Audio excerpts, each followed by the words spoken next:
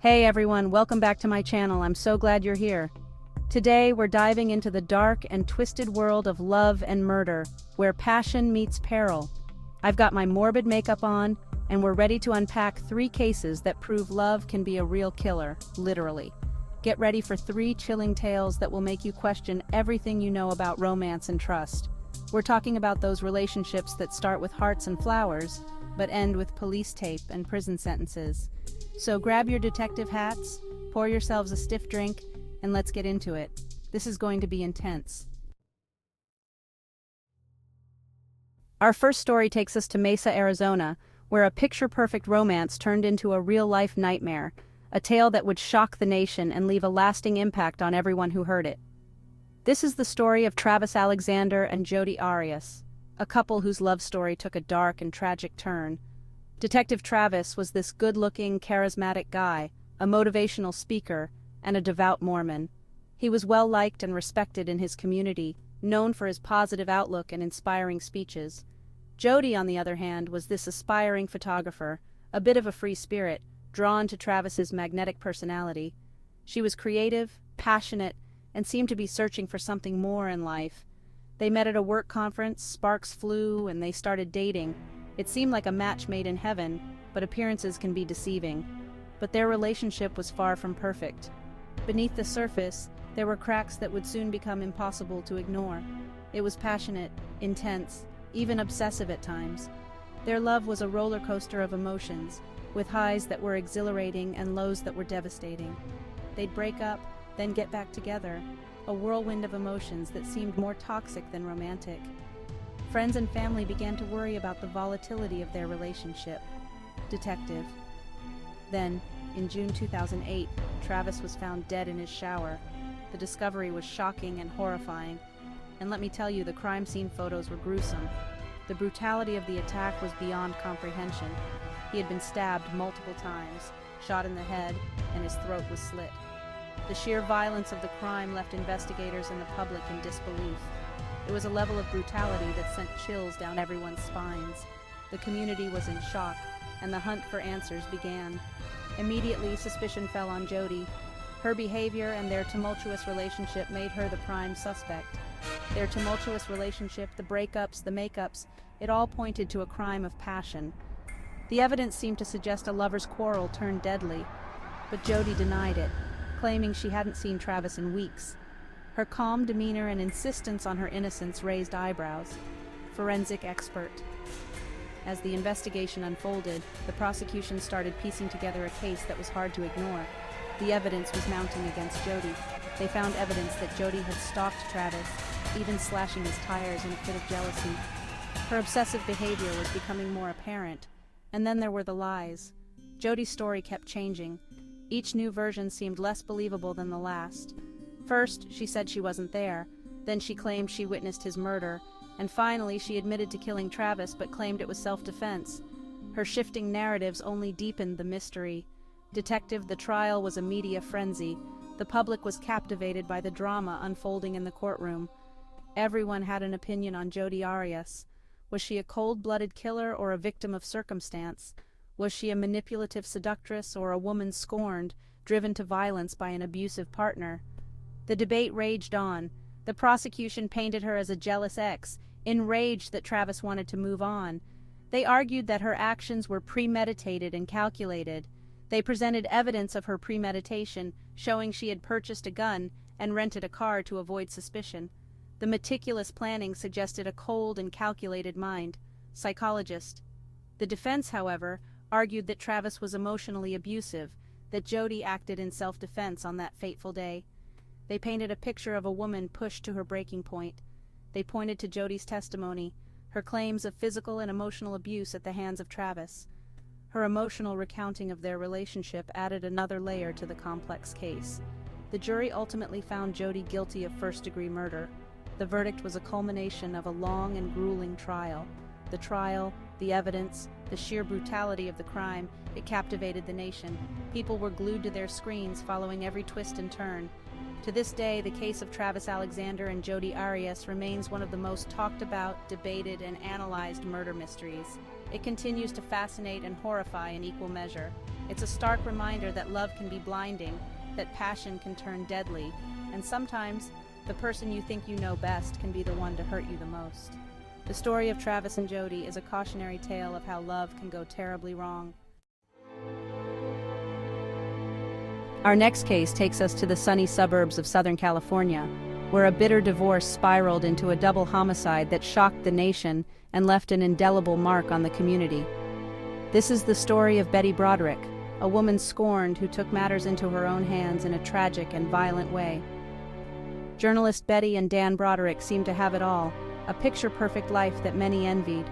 They were the epitome of the American dream, living in a beautiful home with their 4 lovely children. Dan was a highly successful lawyer, and Betty was the devoted housewife, raising their kids in a life of privilege and comfort. But behind the facade of their seemingly perfect life, their marriage was slowly crumbling under the weight of unspoken issues. Dan, ambitious and driven, started working longer hours, and Betty, feeling increasingly neglected and insecure, became suspicious of his fidelity. Journalist, her worst fears were confirmed when Dan started an affair with Linda Kolkina, a young and attractive legal assistant at his firm. The affair shattered Betty's world, sending her into a tailspin of anger, resentment, and a desperate need for revenge that consumed her every thought. The divorce was messy, acrimonious, and highly public, with every detail splashed across the media. Betty, feeling deeply betrayed and abandoned, waged a relentless war against Dan, both in and out of court. She vandalized his property, left him countless angry messages, and even drove her car into his front door in a fit of rage. Journalist Dan, meanwhile, moved on with Linda, eventually marrying her in a lavish ceremony that only fueled Betty's rage further. She saw it as the ultimate betrayal, a constant and painful reminder of what she had lost and could never regain. On November 5, 1989, Betty Broderick took her rage to a terrifying and irreversible extreme. She snuck into Dan and Linda's home in the early hours of the morning, armed with a .38 caliber revolver, her mind set on a deadly course of action. Journalist, she found them asleep in their bed and fired 5 shots, killing them both instantly in a brutal act of violence. It was a calculated and cold-blooded act that sent shockwaves through their community and beyond, leaving everyone in disbelief. Betty was arrested and charged with 2 counts of first-degree murder, a case that would captivate the nation. Her trial, much like her divorce, became a media sensation, with every detail scrutinized and debated. The prosecution portrayed her as a cold-blooded killer, driven by jealousy and a thirst for revenge that knew no bounds. Psychologist. The defense, however, painted a different picture, arguing that Betty was a victim of years of emotional abuse, driven to the brink by Dan's relentless cruelty and manipulation. They claimed she was suffering from a severe mental breakdown, not in control of her actions on that fateful night. The jury, however, was unconvinced by the defense's arguments. They found Betty guilty of 2 counts of second-degree murder, and she was sentenced to 32 years to life in prison, a sentence that reflected the gravity of her actions. The case of Betty Broderick continues to fascinate and horrify, a cautionary tale about the devastating consequences of unchecked rage and the fine line between love and hate, a story that remains etched in the annals of true crime history. Our final case takes us to the seemingly idyllic town of Newtown, Connecticut, where a chilling disappearance unveiled a sinister plot and a husband's shocking secret. This case would forever change the perception of safety in this quiet community. This is the story of Hella Crafts, a woman whose life was tragically cut short, and the determined investigators who pieced together a gruesome puzzle. Their relentless pursuit of the truth would uncover a tale of betrayal and brutality.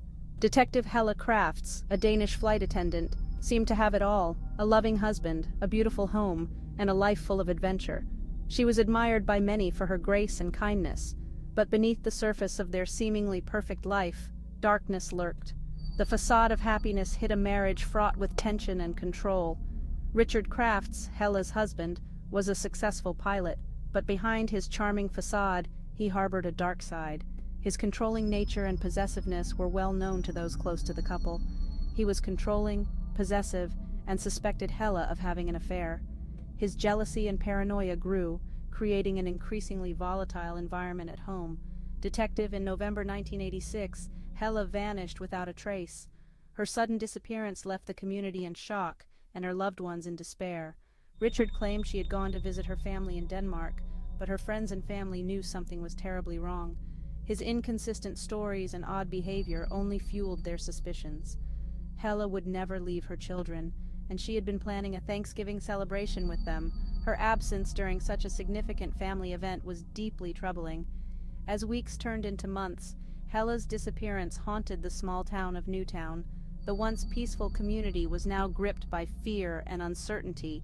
The police, suspicious of Richard's inconsistent stories and evasive behavior, launched a full-scale investigation. They were determined to uncover the truth behind Hella's mysterious disappearance. Forensic expert. The investigation took a gruesome turn when a snowplow driver discovered a strange object on the side of a road, a chainsaw, rented in Richard's name, covered in blood and human tissue. This discovery was a pivotal moment in the case. The horrifying discovery sent shockwaves through the community and confirmed everyone's worst fears. Hella Crafts was dead, and her husband was the prime suspect. The evidence was mounting against Richard. Detective. As the investigation intensified, a chilling picture began to emerge. The details of the crime were more sinister than anyone could have imagined. Richard, consumed by jealousy and rage, had bludgeoned Hella to death in their home. His actions were driven by a toxic mix of possessiveness and anger. He then used a rented wood chipper to dispose of her body, scattering her remains across the Connecticut countryside. This gruesome method of disposal was both shocking and horrifying. Forensic expert. The prosecution presented a mountain of circumstantial evidence, including the blood-stained chainsaw, eyewitness accounts of Richard acting suspiciously, and financial records showing he had hired a private investigator to follow Hella. The evidence painted a damning picture. Richard, throughout the trial, maintained his innocence, claiming he had no knowledge of his wife's whereabouts. His defense was weak in the face of overwhelming evidence, but the jury, faced with the overwhelming evidence and the sheer brutality of the crime, found him guilty of murder. The verdict brought a sense of justice to Hella's family and friends. Detective, the case of Hella Crafts, with its gruesome details and shocking betrayal, sent chills down the spines of people across the nation. It was a case that would be remembered for its brutality and the betrayal at its core. It was a stark reminder that even in the most idyllic of settings, darkness can lurk, and sometimes the people closest to us are capable of unspeakable acts. The Hella Crafts case remains a haunting example of how appearances can be deceiving. And there you have it, 3 chilling cases of love gone terribly wrong. It's a stark reminder that things aren't always as they seem, and sometimes the person you think you know best can be capable of unthinkable acts. Thanks for watching. If you enjoyed this video, don't forget to like, subscribe, and hit the bell icon for more chilling stories. Comment below which murder mystery shocked you the most, and let us know if you have any other cases you'd like us to cover. Until next time, stay safe out there and always be vigilant.